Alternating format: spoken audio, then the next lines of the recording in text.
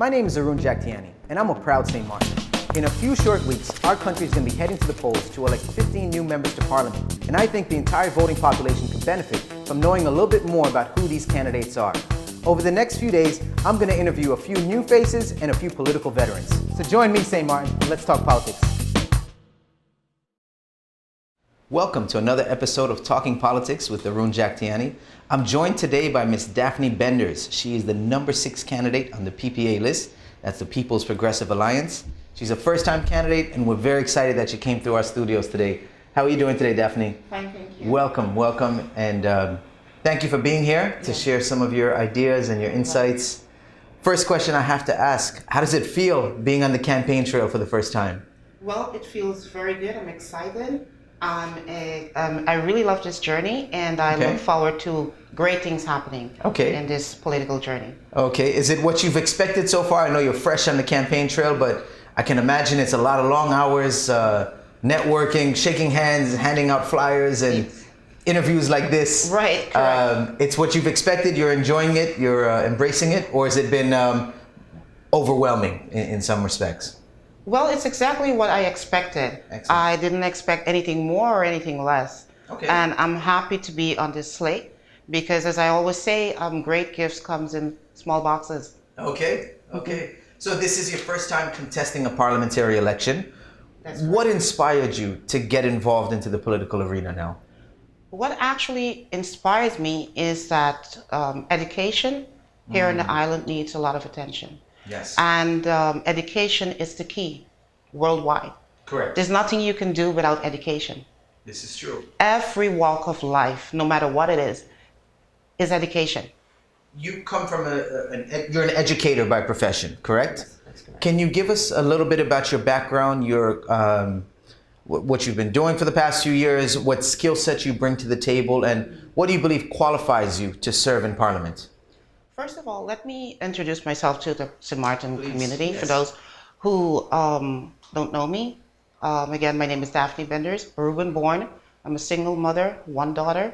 Right now she's in Canada, Toronto, pursuing her studies. Very nice. I've been here since 2007.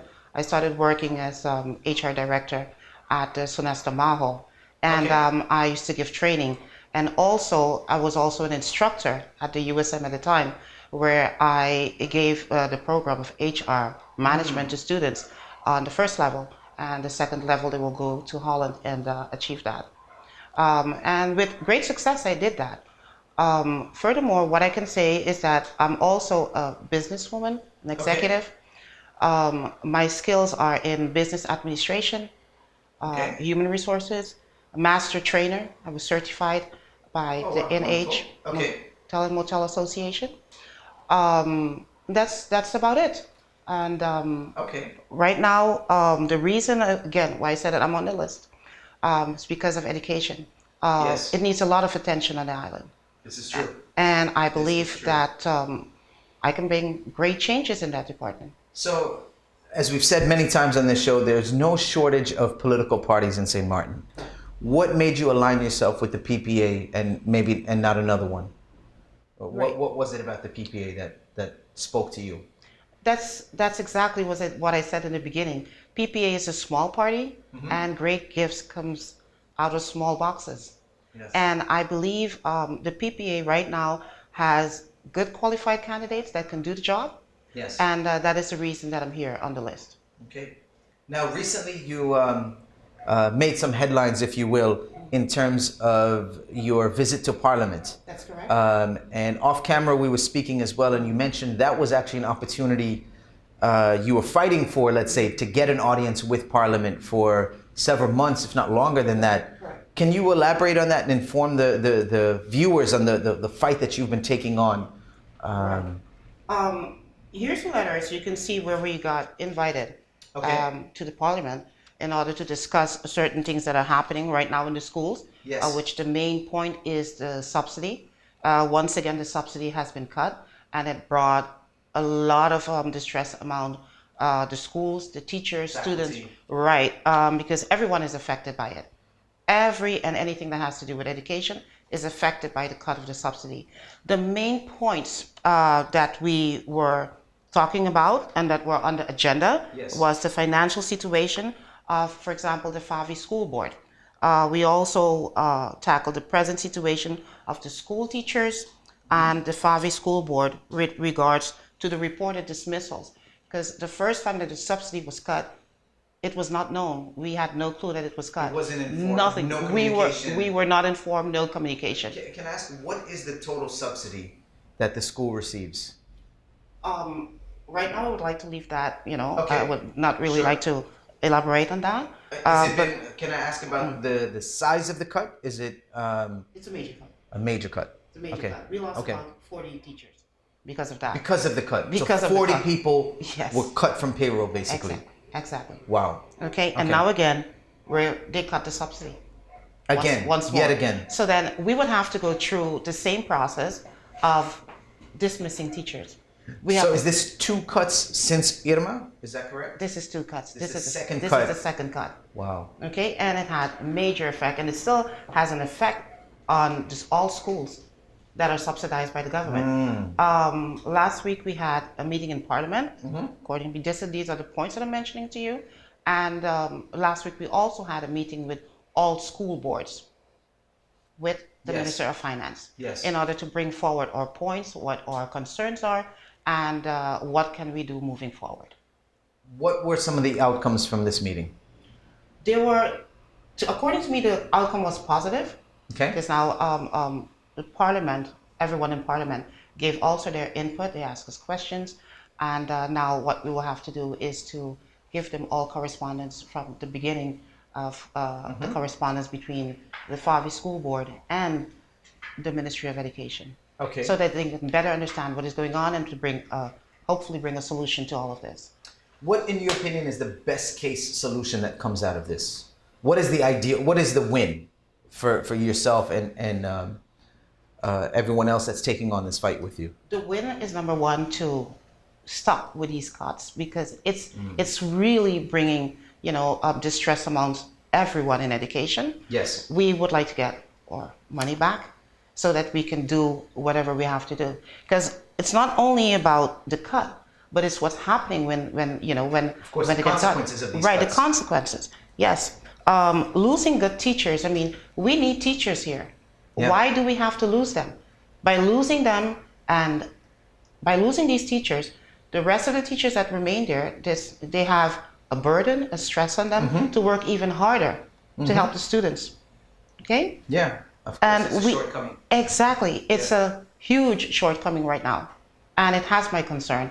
It has the Favi board's concern, and it has all of the public schools that are subsidized by the government. It has their concerns So as well. is it these cuts specifically that kind of pushed you into say, you know what, I have to be a part of the solution and I have to get into Parliament to try do what I can from that angle to prevent it? So it's these cuts specifically that motivated you to get into the arena? You are correct with that. I have the president of the Favi board, which is also my direct boss. Okay. That's Mr. Roland Duncan. Yes. I admire him and I stand behind him for what he's doing. I mean, I'm pretty sure that you can see he's all over the media in regards to these cuts and with correspondence to the Ministry of Education. And he's the board. He's our president of the board. Yes. And if he can do this, then I need to stand behind him. And this is one of the reasons I said he's doing it from that angle. Right. I'll do it from another angle as well. Okay. That is the reason, number one reason that inspired me to be on the slate. Okay. You just see these cuts as too much of an injustice that's taking place and Correct. causing too much harm to our future. Correct. You know, right the now- children are the future, obviously, and if we're not mentoring and grooming them the correct way or preparing them, we're preparing ourselves for failure.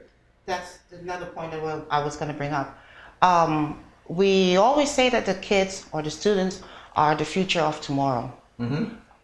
How can I see a bright future here for the kids if you're doing this? The kids are also feeling it. The kids are also questioning what is going on.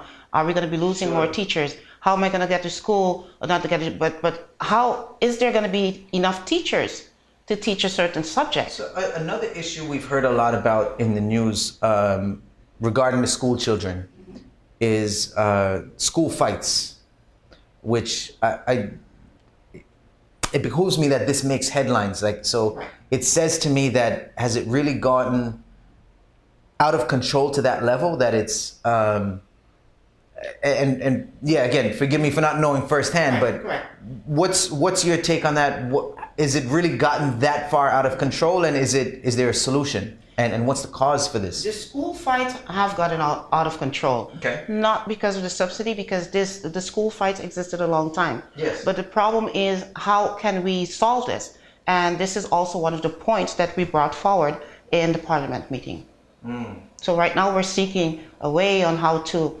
Is one of the causes being that, and this is just maybe a theory, we live in a society now where it's, dual income households. So both parents have to work in most cases, to make ends meet. So the children are left unattended from, as soon as the school bell rings until mommy or daddy comes home in the evening. There's, 4 or 5 hours there where they're left somewhat unattended. And I guess they're exposed to different circles, different crowds, maybe not always positive influences. That's correct. And is this leading then to, or it's leading them into to resolving matters or doing irresponsible things, which leads to the fights? Well, exactly. That's a good point that you brought up, because of all of this, what you just mentioned, we have, for example, 3 security guards that were beaten up in our school. One of them had their arm fractured. Another one was unconscious, right? So it's like a constant whirlwind with all of this, what is happening. And together with the government, we will seek a solution on how to remedy this. It's not an easy one. It's not an easy one, because these things are happening frequently. Right. So if I was able to give you a blank check today and say, fix the school system, money's no longer the issue, what are some of the steps you're going to implement?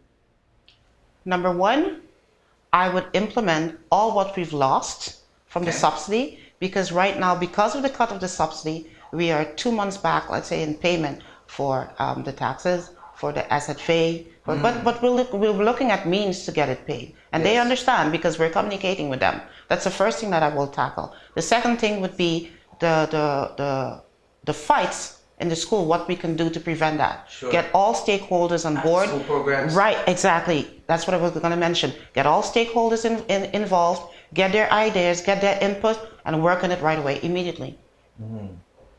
What about higher education? Do we need to have better, so we have USM, you mentioned you used to lecture at USM. Yes. Okay. What are the conditions at USM and how important is it to our society in preparing people for our economy? What are your thoughts on the role of USM? They also have had real financial struggles and came very close to having to close their doors. What's your thoughts on that? How much insight do you have to USM and how they can better serve? I don't have much insight on them, but I can guarantee you that they are on the same mindset as we are when it comes to the subsidy cut. Yes, we need higher education. We need more trainers on board. I know there are some that I'm familiar with, but we need more skilled trainers on board where we can give or offer or provide higher education to the community. Right now, there's a great lack of that. What about the curriculum? How is our school curriculum preparing, again, the upcoming generation? Are we preparing them properly? The lessons they're learning in school, the syllabus of each classroom, the subjects that they're learning, is it the correct curriculum to prepare the youth for today's economy in St. Martin? Well, I can say right now, yes, they are preparing the correct curriculum, but that is the reason why we need our teachers back. That is the reason why we can't continue cutting. Because if we continue to do this, just ask yourself, what happens then? Yeah. Oh, it's scary to think. It's very scary to think. Correct. But what about introducing, like, we're a tourism-based economy, and to the best of my knowledge, we don't teach tourism in school. Or are we teaching it in high school? I don't know. No, we don't. And that is one of the key points, too, that we should focus on. Of course. Because right now, we're lacking on tourism. Yes. We need tourism. I feel like we're not preparing the upcoming generations Exactly. for a tourism-based economy, for a technology-based tourism economy as well. And that's one of the things that we can implement. Okay. What another thing is, for example, the Dutch language. We also, Okay. that's one thing that we need to keep on our island. That's one thing that we need to invest in. Okay. Okay, to make sure that, you know, that the kids can speak Dutch. I mean, you walk around, I'm not saying that they're not speaking Dutch, but... The level of Dutch, from my understanding, and for me, look, I was born here, grew up here, but I was sent away to school in the U.S. from a very young age, and my Dutch is not good. I mean, first to admit it. So I can understand when a conversation is going on, but it's very hard for me to interject or jump into the conversation in Dutch. Exactly. And you're of the opinion definitely Dutch should be, because there's been a suggestion made by another party or a candidate in another party that we should get rid of the Dutch language. I think that's a big mistake. Okay. That's in my opinion. Yeah, that's a big mistake. We are under the Dutch flag. We have Dutch passports. Yeah. So then, why are we holding Dutch passports? We can't speak Dutch? I mean, excuse me. You know, I think that's a big mistake right there. Right, fair, okay. What about other language? Should it be mandatory? Like, we don't speak Papiamento here, but it's a connect. You're from Aruba. Yes. So Aruba and Curacao, I always feel like they're the cousins of St. Martin, right? So should we be learning Papiamento as well, or is that something that culturally is not for St. Martin? I would say, you know, Papiamento is how I always learn it. That's a dialect. It's not really a language. Okay. It's one of the languages that the slaves a long time they implemented in order to make their plan of escape. Yes. That, you know, their supervisor, whoever, could not understand what they're trying to do. Right. So it's not really a language. What I would say we need to keep English. Must speak Dutch. That's for sure. Okay. Okay. And also, I'm even brave to say French, because that's what we use here on the island as well. It's important for business, I would say. Correct. For sure. Correct. Yeah. Okay. Spanish. Look at the community. Look at the community that we have here. It's a very St. Martin in general is a very multicultural Correct. And I'm proud of that. Absolutely. It's one of the things we should continue to embrace. Correct. And I think it'd be great if we saw every child coming out of our public school system could be fluent English, Dutch, French, and Spanish. Correct. We're really, in that instance, we're really preparing our youth for a global economy by giving them that skill set. Let me give you an example on why Dutch is very important. I came from a background, in Aruba, where it is a must that you speak 3 languages. Wow. English, Dutch, Spanish. Spanish. You must, because that's what they're teaching in school. Wow. Okay. Right now I speak 5. Okay. My daughter hated Dutch. She hated it. Okay. But she can speak it, and she was very good at it. Yes. And she wanted to just move away from the Dutch. And I told her, with all due respect to everyone, you know, this is exactly what I told her over my dead body. But you're going to learn your Dutch, and you're going to go to school, and you're going to get your Dutch. Thank you so much, Miss Benders. Thank you so much. In the interest of time, we have to come to a conclusion. But I want to encourage you to continue fighting that good fight. Education is so important, and I'm so glad to hear there's people within the community like yourself that are taking on this fight. And I wish you much success on the campaign trail. I hope, at whatever capacity, I hope you're able to make a positive difference on our education system and get into Parliament and do the good work that you're eager to do. I can see the passion in you. And I will. This is not a time for promises, for empty promises. People just want for us to do it. Yes. And my message to St. Martin is, never give up. Don't give up on your country. Yes. Giving up is just too easy. Right. And giving up means there's no reason more for being strong. And they teach me how to be strong right here in this country. I mean, look how they gave a slap into Irma's face. What does that tell you?